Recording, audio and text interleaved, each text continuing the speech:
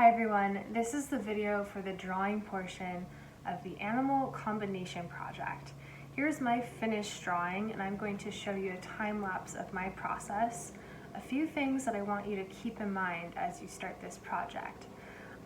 First, we're still using that kind of foundational drawing method that we've been using from the start of the semester.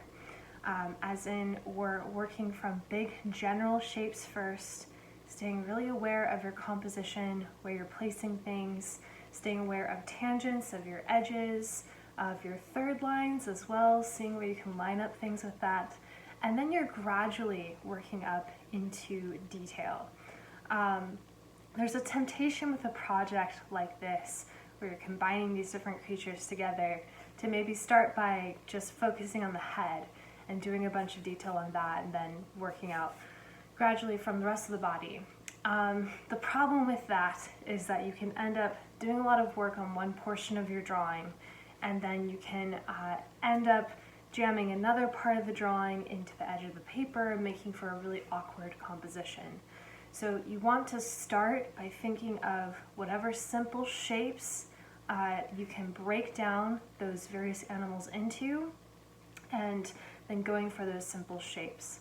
I also recommend getting some references to use. So I was combining a hawk and a mountain lion here, and then I'm also going to be playing with the color and the details I put in here as I paint, making it more just kind of fantastical. But I started off by gathering some references. So here are some references that I was using. Okay, so a hawk and a mountain lion again. Now, it's useful to get some references to have information to work with, right? It doesn't mean that you have to try to be a human copy machine of a photo. In fact, I encourage you not to do that. You want to make your own deviations, make this into your own creative thing. But this gives you a starting point to begin with, and information, again, information to be using and making decisions with. So as you're looking at a reference like this, you want to start by thinking, okay, what is the head of this creature?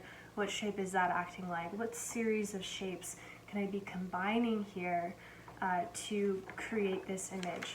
So you'll see me go through that process in my own drawing. And then at the end of your drawing, you just want to clean up any lines that you don't need. So you want to keep the outlines that you'll need to know where to paint, okay? I also mapped in the shapes for where my shadow masses will go. So you'll want to do that as well. As always, if you have any questions, please feel free to reach out to me. And now I'll show you the rest of the drawing process. Start by mapping out the simple shapes for the entire body of your combination creature.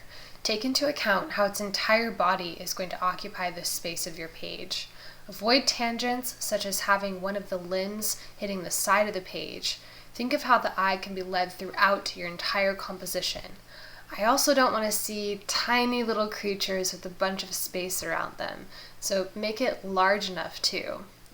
Once you have the major placement of your entire creature, then you can begin adding in details. Toes, fur, scales, feathers. It is still important to maintain the practice of working from general to specific here.